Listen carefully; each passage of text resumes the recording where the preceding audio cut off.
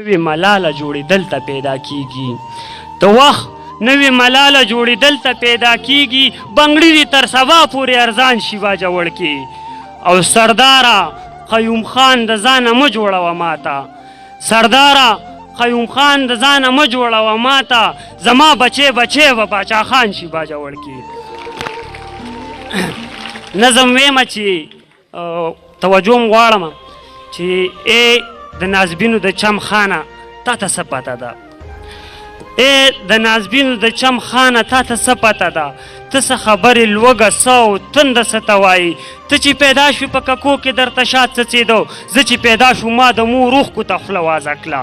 تا چې قدم کېښوست دیګونه ولسونو خوړل، زه جام په لاس د مور په غۍ کې ستاسو کوڅه کې ولاړ.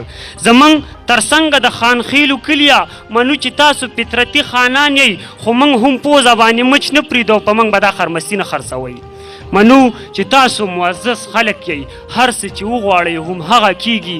موږ پیداوار یو د دې خړې خاورې، زموږ کفن به هم د دې خاورې وي. ستاسو بچي د محلونو بچي بس هره شپه د چراغان شپه وي.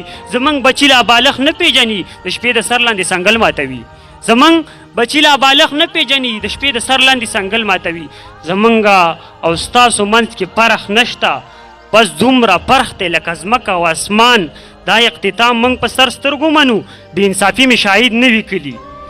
زموږ د خاورو کوټنه کې چرته دا ستاسو برجورې قلا، زموږ د خاورو بوسلي کورونه ستاسو برجونه تر اسمانه پورې.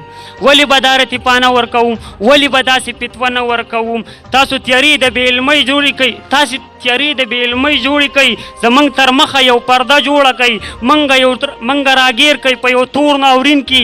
راټول شئ داسې منصوبه جوړه کوئ چې د مزدور بچی مزدور پاتې شوي.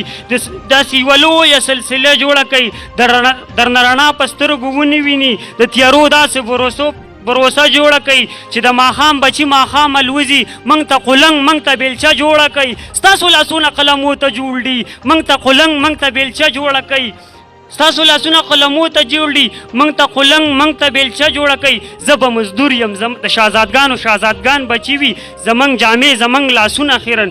تاسو په خپله ستا هر څه معزز، تاسو په خپله ستا هر څه معزز، ستاسو خپلوان ستا میلمانه معزز، ستاسو کوترې او بازان معزز، ستاسو باخیل او ستا قاضیان معزز.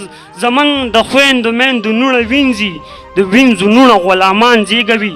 زه به مزدور یم، زما پلار مزدور و، زما بچی به هم مزدور پاتې وي. زه به مزدور یم، زما پلار مزدور و، مننه. زه به مزدور یم، زما پلار مزدور و، زما بچی به هم مزدور پاتې وي. او ما ته زما وړوکتوب ښه رایاد شي چې ما به ګډې او شیلۍ ساتلې. ما ته زما وړوکتوب ښه رایاد شي چې ما به ګډې او چیلۍ ساتلې. ما ته زما وړوکتوب ښه رایاد شي چې ما به ګډې او چیلۍ ساتلې. ما به د ټول کلي پاله بیوله. اوس مې په سترګو کې هم خوب غړېږي د ستړي ستړي ژوند ستومانه قیصه. ما به د ټول کلي پاله بیوله. ماښام به ډانګ په لاس هر کور ته تلمه. زه یو ماښام کوڅه کې سپي وخوړم، بیا نرساپي مې یو اواز تر غوږ شو. خان ویل سپي په کاڼو ولې ولي؟ خان ویل سپي په کاڼو ولې ولي؟ چې ته په کاڼو ولي دوی به دې خوري. په ګوړه خپه بیا کور ته رالم. مور ته مې ویلي چې زه سپي وخوړم.